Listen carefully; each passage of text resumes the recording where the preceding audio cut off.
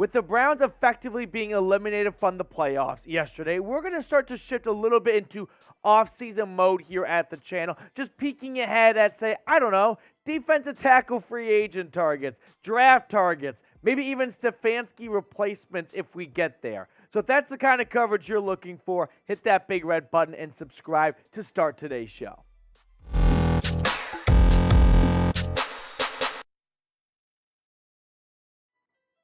Welcome into the Cleveland Browns Report by Chat Sports. On today's show, we are going to examine whether or not Kevin Stefanski should be on the hot seat. After the Browns' playoff hopes went up in smoke yesterday, it does beg the question after some questionable decision-making, sort of like this right here. 4th and 1, first drive, you're at the Bengals 25, and you bring in Jacoby Brissett. Listen, I had to explain this to my friend who didn't watch the game at all, and I said, they asked, why is Stefanski on the hot seat? And I was like, well, he brought Jacoby Brissett in for 4th and 1. Oh, is Watson hurt? No. Oh, did they do a QB sneak with Brissett? That must be the reason why. No, they actually took a shot to the end zone. That's the type of decision-making that's going to get you, I don't know, say, under a microscope. Now, I do want to somewhat defend Stefanski before I kind of tear him a new one. Because, A, the play call was questionable. The execution was the problem. I mean, look at the play. DPJ is open by 2 yards in the end zone. Brissett just misses the throw. It's one thing if it's a busted play and it's, whoa, the defense saw this coming a mile away. But I don't actually hate him, I don't know, trying to get some art of deception in there, confuse the defense. They're expecting run and take a shot to the ends with the last thing they would have expected. Listen, if this throw is on the money, no one is having an issue with it. In fact, I think everyone's praising Kevin Stefanski. What a genius call. Everyone's expecting QB sneak and you take a deep shot, but it didn't work. And because it didn't work, it looks very ugly. Now, Pro Football Network included Kevin Stefanski on their head coach's hot seat list following Week 14. Cleveland has dropped 7 of the last 10. The Browns are most likely going to have back-to-back losing seasons. Unless they win out and go 9-8, probably not going to be another winning season for the Browns like it was in year 1. I've got a couple notes I wanted to share with you guys here. Just some things I wanted to talk about for Stefanski. First question I kind of want to just raise here. If Kevin Stefanski was the offensive coordinator for the Steelers next year, would you have a problem with that? Right? Would that be something you would be bothered with? If the answer is, no, I wouldn't, then props to you. But if the answer is, yeah, I actually wouldn't want him to be the OC for Pittsburgh next year, then you probably think he's a better play caller than you're giving him credit for. Now, the other thing I wanted to verbalize is we are getting somewhat close to where we were last year around this time with Baker Mayfield, and is he just kind of a lame duck quarterback? And if so, why not rip the Band-Aid off and move on from him sooner rather than later? Now, we're going to unpack this more in just a moment, but be honest with me for a moment. Do you believe in Kevin Stefanski, right? Not should he be on the hot seat, all that stuff. Just bottom line, do you believe in Stefanski as this team's head coach for the years moving forward with Deshaun Watson at quarterback? Let me know in the comment section below. Now, I also posted this question on our community page here at the channel, and the votes are yes, Stefanski should be on the hot seat. 65% saying yes, he should be. So clearly a 2/3 majority believes Stefanski hot seat. Those two are going to go together. Now, I do want to put some other ideas out there right now because there's a couple other possibilities. But here I want to get this out in the open. Probably should even verbalize it earlier. I fully expect Kevin Stefanski to return in 2023 and be this team's head coach pretty much no matter what, unless maybe one or two things. One being they lose out, and Stefanski looks like a horrible coach for Deshaun Watson, and Andrew Berry decides, I did not give up 3 first-round picks and a $230 million guaranteed contract for Stefanski to botch 1, 2 to 3 seasons of his 5-year deal. The second one being this man, Sean Payton. Now, you might say this is outlandish, this is dumb, this is never going to happen. I was in your shoes about this time last year when I said they are not moving on from Baker Mayfield, right? A lot of us were in the belief of, no, that's not going to happen. We were also told, no way the Browns get Deshaun Watson or some top-tier quarterback like Russell Wilson or Aaron Rodgers. Look where we are now. So don't say it's impossible, right? Just go with me here that Andrew Berry last year showed he's not going to settle. And if he sees an opportunity to upgrade, you better believe he would take it and not think much about it. And if Sean Payton, who is rumored to be interested in the Chargers job, doesn't get that gig because let's say Brandon Staley gets the Chargers to the playoffs and they win a playoff game because Herbert's getting healthy and they look good against Miami last night, well, that kind of removes him from the running over there. What about the Cowboys job? What if Mike McCarthy wins a playoff game? What if Mike McCarthy gets the boys to the NFC Championship game?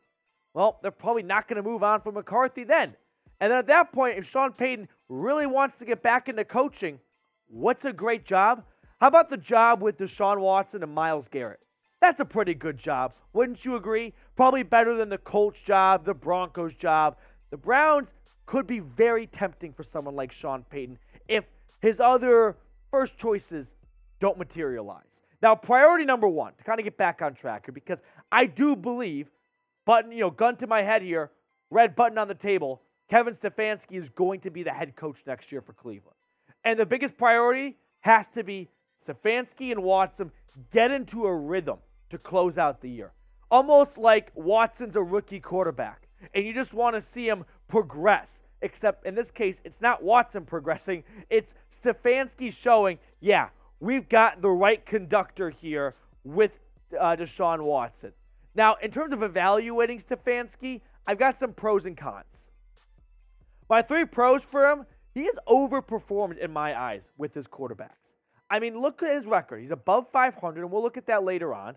But he's worked with Baker Mayfield, who, not to get a big shot at Baker, but he definitely got the best out of Baker. Jacoby Brissett, the wins weren't there, but the offense was. I mean, he made Brissett look like a legit starting quarterback when people like myself said, that's a backup quarterback. And hell, just for shits and giggles, he went 2-0 with Case Keenum last year. Now, at times, he is a great play caller. At times, okay? This is the best offense since when? Bernie Kosar in the late 80s? Probably, maybe Derek Anderson in 07. But overall, this is the best offense we have seen in a long time. Now, the cons for Stefanski. He needs to be more than an offensive coordinator. He is a head coach. He has to manage the offense, the defense, and the special teams. And sometimes he gets way too deep into his play calling sheet and forgets, oh yeah, I have more responsibilities than just the 11 guys on offense. Can he manage a locker room? I saw Brad Steinberg put this on Twitter today. I thought it was a great point he raised. Can he go into a locker room that's down in the dumps, back against the wall, and get them to play good, disciplined football? That was not the case yesterday. And then the bonehead play calling, right? He has moments of greatness, don't get me wrong. But at times, like yesterday, 4th and 1, maybe just QB sneak it. Or better yet, take the points. It's your first drive of the game. You're on the road, back against the wall, must win. Take the 3 points and build some momentum. All in all, Deshaun Watson's going to buy Kevin Stefanski some time because Stefanski was instrumental in getting Watson to Cleveland. I just don't think they're going to move on from Stefanski after 6 games with Watson when Deshaun Watson picked the Browns in part because of what he saw in Stefanski as a head coach.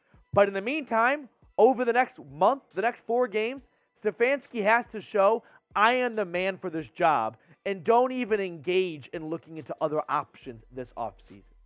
We'll get to more on this in just a moment, but I have to share with you all a 125% deposit bonus deal going on right now at BetUS.